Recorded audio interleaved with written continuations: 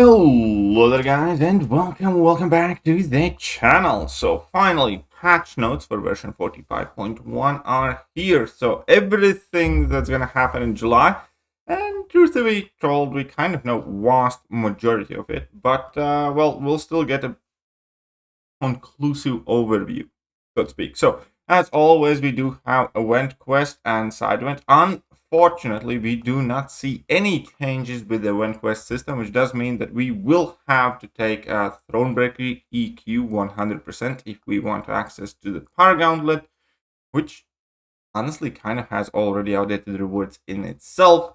The most unique and valuable thing there being the 100 tier 2 primordial dust. So I really do hope that we do see some update to the event quest structure in very near future. Every single update for like past 4-5 months I have been looking for that, and unfortunately we have been missing that. However, there are some interesting things happening with the side quest, including a ranked event and also some new set of rewards for some of that stuff that's going to be interesting to see. We have new champions, and they are also including Deathless Vision because he will be added to the game files in July. Now, I'm not entirely sure, but I think we will be able to actually acquire him in July as well, latest August. But either way, we will be able to see his full ability kit. That is going to be tremendously interesting to browse through because, needless to say, Deathless Guillotine and Deathless King Groot are not bad, but they're definitely not exceptional.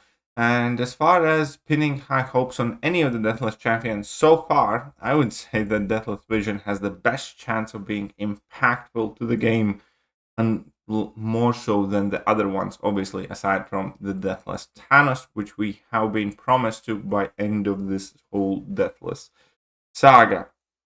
Or Deathless event, I suppose. We can't really use saga for other things now in the game. And then we have Patriot, Eli Bradley, and the leader. We did see brief moments of gameplay from them, and I showcased that in the stream summary as well.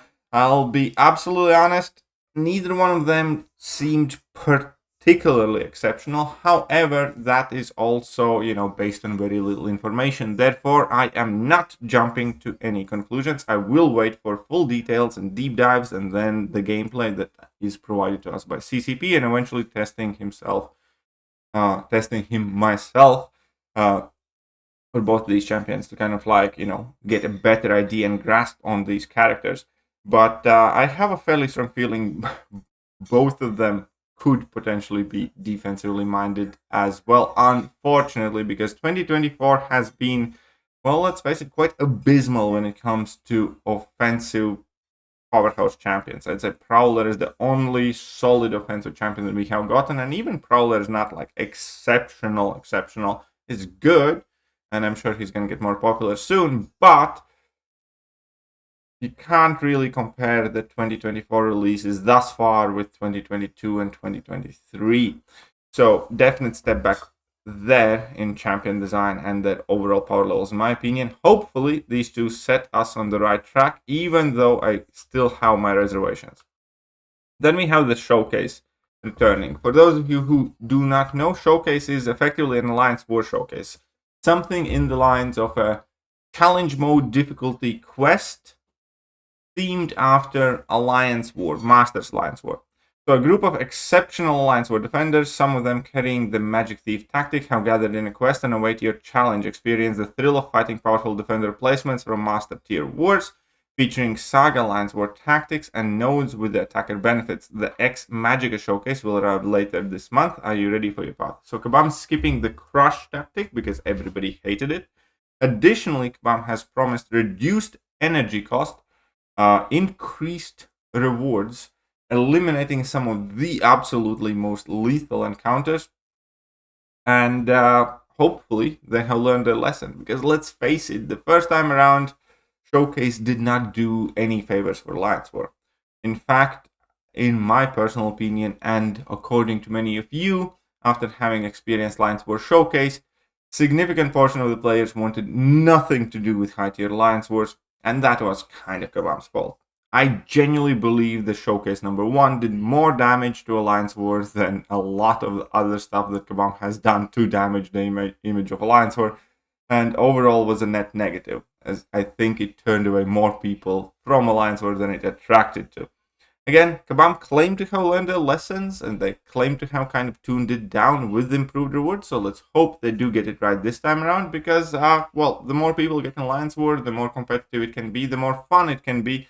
And keep in mind, first time around, Kabam missed a whole lot of aspects from Alliance War, such as pre-fight abilities, such as, 3-minute boosts for it, and so on and so forth. So hopefully, Kabam says they have learned their lesson. I look forward to this iteration, because that is kind of a running theme often with Kabam, when they release something that's completely abysmal and unenjoyable, and eventually they do get it to a decent place. So, the ball is yet again in Kabam's court. Let's hope they have improved on that.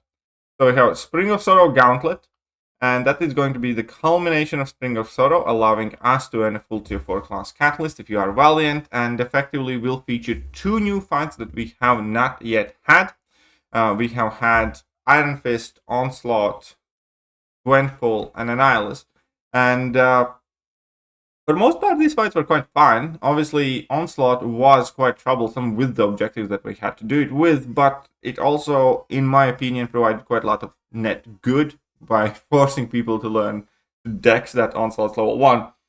Now, overall, when it comes to Iron Fist fights, Gwenpool fights, even Annihilus fights, I think they were fairly good designs of the challenge mode fights, so I kind of look forward to this gauntlet as well. Obviously, good rewards, that's number 1. And then, more fights, more challenge, more interesting and cool stuff for us to do. So I'll definitely be jumping into this on Wednesday as soon as it launches. And hopefully we'll get to clear it together with you guys as well. Incursions, Murder World Challenge as well. So this is going to be the special Saga Incursion that is going live. There are loads of changes yet again. And the most impactful ones will be the fact that effectively all of the main rewards will be up until Room 15, which will be harder than the previous Room 15, but easier than reaching Room 25. So effectively the difficulty is going to be tuned down quite significantly. They're going to be themed for Shocker and Overseer. I believe there will be additional changes to the nodes and to the defenders, eliminating some of the biggest trouble causers, so to speak. And I also look forward to this. I do think these Incursions challenges are quite neat, and we'll get to have a bit of fun with champions that we might not necessarily think have fun with in Incursions, because let's face it, Hercules, Aegon, and 5 other champions dominating Incursions every regular month. There are some bug fixes and improvements that we can discuss, like Deadpool's classic model that has been updated. Also, allegedly, Kabam has finally, after many years, fixed an issue with losing crossfight abilities after a game crash. So we'll believe it when I see it.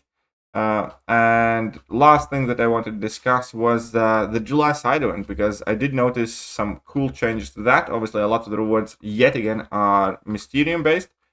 But if we take a look at threat level 5 completion rewards, we can see tier 4 alpha catalyst fragments in it. And then in exploration rewards, we see not only primordial dust, there's no more tier 4 alpha. Completion is the only place where you can get a tiny bit of tier 4 alpha catalyst fragments. That said, I know this is a small, tiny bit, but it's still, I believe, first time when we actually can get tier 4 alpha in these events. And also, we're going to have ranked solo events, which you typically don't have with these side events. And with ranked solo events, there's not massive amount of rewards. There's going to be these hairballs and oddballs, crystal shards, as well as some profile picture selectors. So it's more for the prestige, it's more for the profile pictures, but still something that will give some of you reason to kind of like grind out a game a bit more, should you choose to do so. And for others, you're not going to feel like you're missing out on too much if you don't. I'm not likely going to grind out for these events. But seems fairly straightforward. Haven't broken it down completely yet, but there doesn't seem to be anything out of this world difficult with the side event either. But that is pretty much it for the month of July. Let me know what you guys think, and I will catch you guys later. Bye-bye. Hello there, guys, and welcome back to the channel. So we have